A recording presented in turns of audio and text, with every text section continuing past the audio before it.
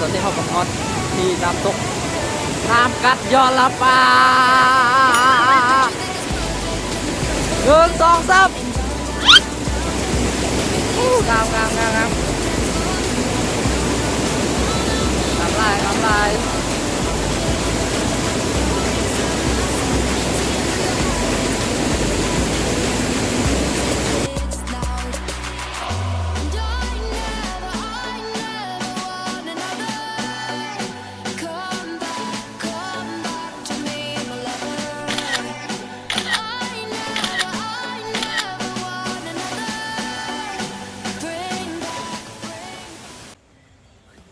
ครับสบายดีพ่อแม่พี่น้องบัสกุลสุคน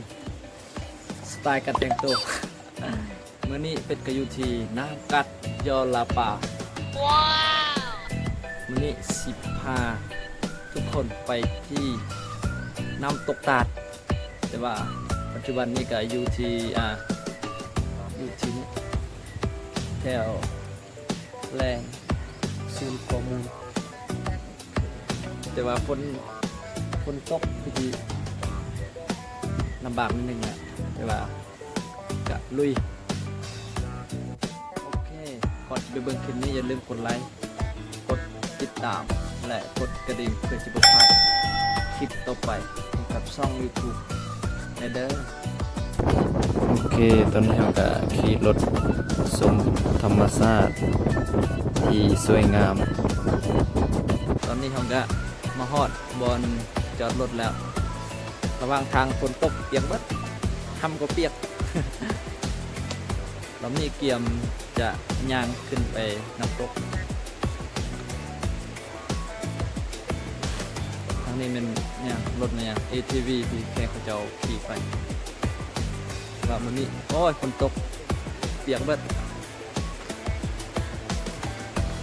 โอเคย่างไปเลยนี่ก็เป็นฮาชิยังป่าขึ้นไปเพื่อสมน้ำตกฮะไกลพันบอกว่าย่างขึ้นต่างที่นี่ขึ้นไปหาน้ำตกเนี่ยประมาณ800 เมตรใช้เวลากันเขาย่างกับไว้นึงก็ใช้เวลาประมาณ15 นาทีก็โอเคออกกำลังกายโอ้สุดยอดเลยเย็นขนาดเลย ฝนตกมาเย็นขนาดทางธรรมชาติเลยธรรมชาติก็โอ้ยสุดยอดเลยงามโอ้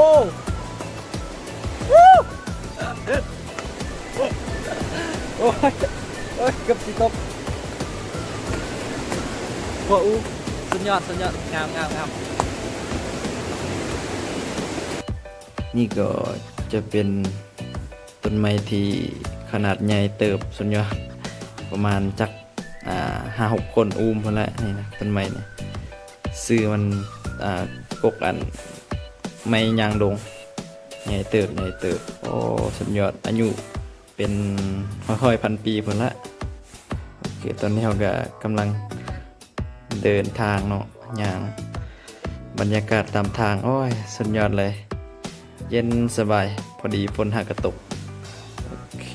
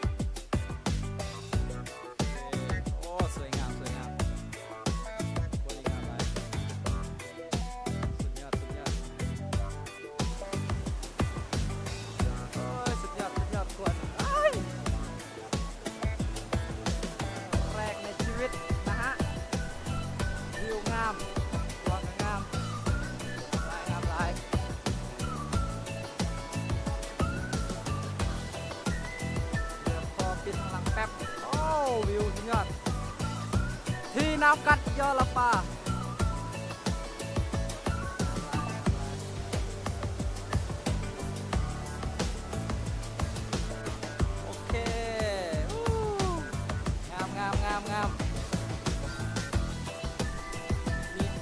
อีกสุดยอดว้าวเอาขวดต่อกันน้ำลายสูงเติบ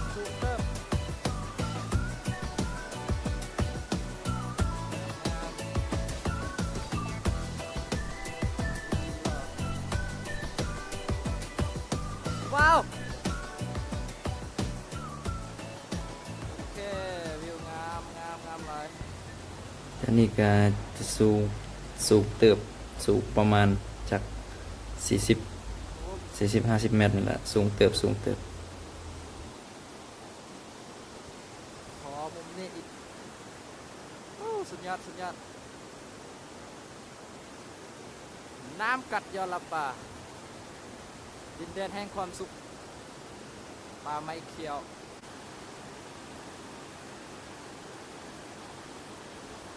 โอเคครัวต่อกันเลยครัวน่ะจนฮอดตาดเลยครัวต่อกันเลยจนฮอดตาดเลยมีผู้บ่าว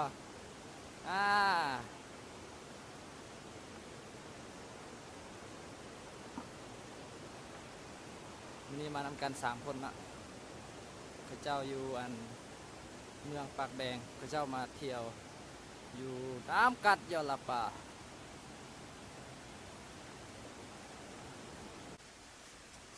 ความสวยงามของกัวอูที่น้ำกัดยอละป่าโอเคเรามาฮอดโคนนี้ก็เริ่มได้ยินเสียงน้ำตกแล้วใกล้ๆช็อตแล้วเกียมรุ่นเกียมนับกันชวับมาโอ้สบายดีเป็นกำลังใส่เกียมขี่สลิงโอ้น้ำกัดยอละป่าโอ้งามถ้าดูนี่เป็นมาดูฝนตกนำจะลายแห้งงามถ้าฝนตกอีกนี่แห้งลายแหละแห้งน้ำลายแห้งงามมันจะออก2 ฝั่งเลย2 เบื้องมันจะออกงามวันนี้ก็นำลายอยู่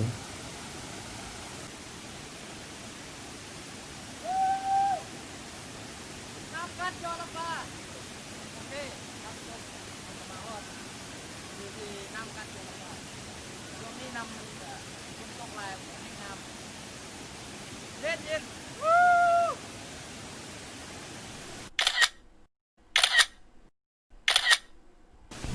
บรรยากาศใบเบาเลย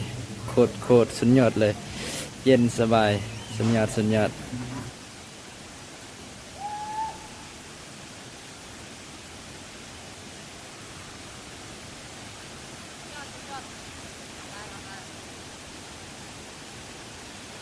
อเค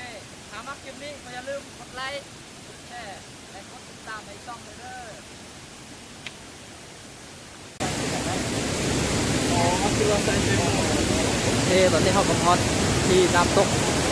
น้ำกัดยอละป่า1 2 3งามน้ำลาย